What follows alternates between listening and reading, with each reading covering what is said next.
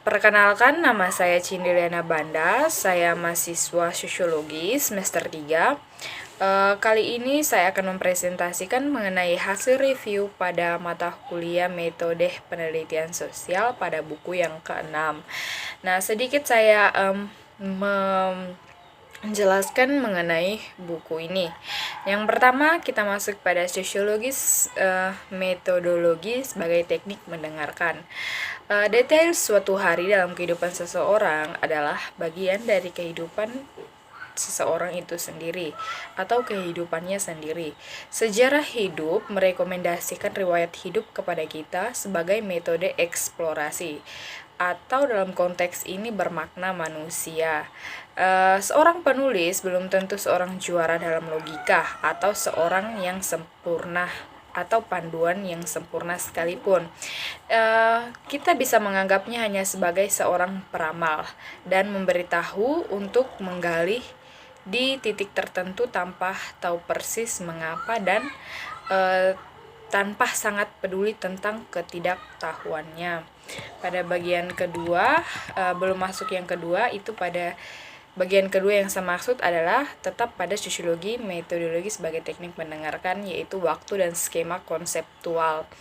Apa yang kemudian tidak dilihat pada aspek khusus yang menentukan dari sejarah hidup itu adalah waktu atau durasi sebagai kategori ekstensial atau prasyarat evolusi. Tampak bagi kita bahwa seluruh makna sosiologi sebagai pemahaman manusia dan dalam perbuatan itu kita berpikir, jadi hari ini mungkin terkonsentrasi atau tergoda untuk menjalani norma-norma masyarakat atau oleh hidup secara pasif olehnya. Dan faktanya itu kita tidak sepenuhnya memahami secara kritis, refleksi bahwa di kondisi industri yang maju dan terorganisir secara teknis, masyarakat itu secara harafiah hidup di masa depan atau diramalkan dan dihitung oleh mekanisme sosial produktif. Seluruhnya diringkas ke dalam skema produksi rasional formal, pertukaran, konsumsi, dan produksi. Riwayat hidup itu memulihkan dan memberi makna manusia pada konseptual kontemporal skema. Inti dari materi istimewa yang hidupnya teori untuk dianalisis sosial pada dasarnya bersumber itu dari fakta bahwa kita berurusan dengan urutan temporal, pengembangan melalui waktu atau durasi waktu. Dan karakteristik urgensinya itu memiliki rasa kemiskinan berbanding lurus dengan karakteristik dari manusia yang mempunyai kekurangan waktu. Nah, di sini baru kita masuk pada bagian yang kedua atau bab 2, kualitas setiap hari dan dari hidup. Ada konfigurasi yang menarik itu seharusnya tidak menjadi bingung. Mereka memiliki kesamaan fakta bahwa mereka tidak melakukan atau merasa diri mereka terobsesi, dan karenanya seringkali menjadi lumpuh dengan pertanyaan tentang apa sebenarnya sejarah itu dan apa yang bukan.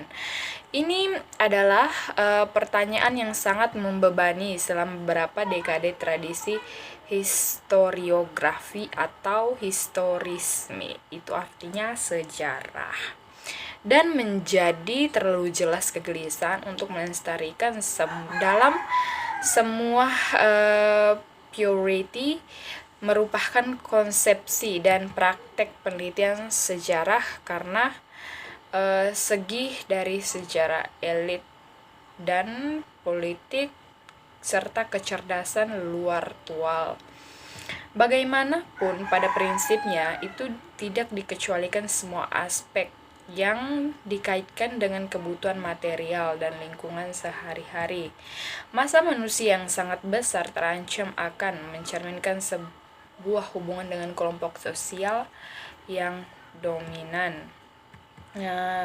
Namun di saat bersamaan ada konspirasi tidak langsung mendapatkan keuntungan untuk eksplorasi sejarah secara umum atau ketidakpedulian seputar konsepsi tentang apa sejarah dan apa yang tidak.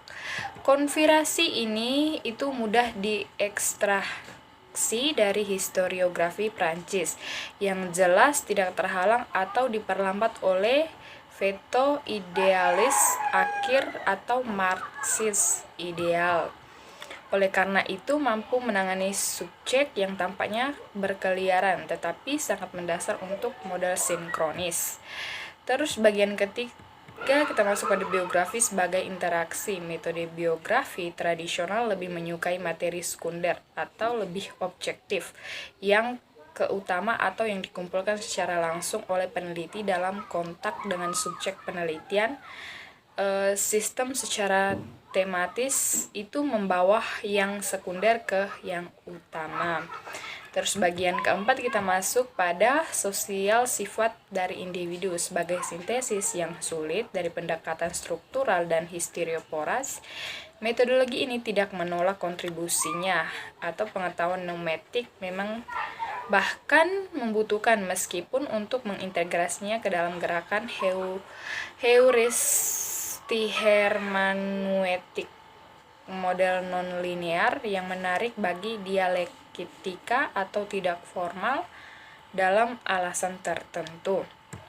Terus yang kelima kita masuk pada batasan simetris dari naturalistik objektif medan psikologisme.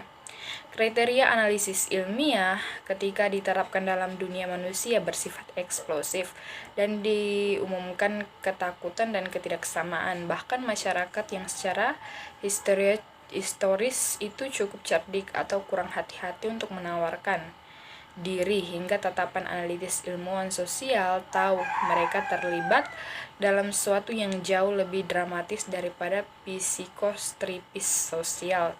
Dan itu benar-benar nilai-nilai dasar masyarakat dan mereka yang tinggal di dalamnya sedang diserang atau tingkat rasionalitas mereka dan kesesuaian dasarnya atau sifat kontradiktifnya. Terus yang ke-6 kita masuk pada kekhususan dari yang metode biografi. Di sini kita meneliti dari penelitian sosial naturalistik untuk riset bersama. Kebutuhan untuk pembaruan metodologis yang muncul dari krisis umum itu dari alat heuristik sosiologi kelas metodologi ilmu sosial. Apa yang dilakukan oleh seorang ahli itu disebut metode suci. Itu sebenarnya kehilangan reputasi baiknya. Dan ada semakin banyak keluhan terkait aksioma dasarnya objektivitas dan intensionalitas nometik. Terus yang ke-7 kita masuk pada spesifikasi metode biografi bersama peneliti dan masalah metodisnya. Penolakan kekhususan biografi berkat metodologi dan teknik reviewing itu mengkhianati eset sifat esensial yang merupakan historisnya yang dalam keunikannya. Jadi keunikan dari penolakan dalam biografi itu sebenarnya adalah masalah membuat eksplisit melalui implikasi dari kekuasaan dan landasan juga spesifikasi epistemologi, metodologi dan teknis keistimewaan metode biografi. Terus yang ke-8 kita masuk pada peningkatan epistemologi dari metode biografi. Metode biografi sejak awal telah dilakukan sebelum dikirim sebagai tantangan ilmiah. Tantangan ini memiliki dua kejutan atau memiliki dua aspek. Klaim metode biografi untuk atribut pengetahuan sebuah nilai tapi menjadi subjektivitas. Biografi sangat subjektif level. Itu membaca realitas sosial dari sudut pandang sejarah individu yang ditentukan secara khusus yang bertumpu pada elemen dan material untuk sebagian besar autobiografi dan karenanya terkena deformasi yang tak terhitung banyaknya dari subjek objek yang diamati dan bertemu kembali dengan dirinya sendiri. Terus yang ke-9 kematian subjektivitas nama revaluasinya implikasi kognitif dan praktik politik dari situasi itu orang telah disangkap dengan semangat yang sangat kejam. Terus yang ke-10 itu biografi kelompok bukanlah terapi kelompok. Pentingnya metode biografi ditetapkan oleh fakta yang secara langsung melibatkan hubungan sosial. Sekian dari saya.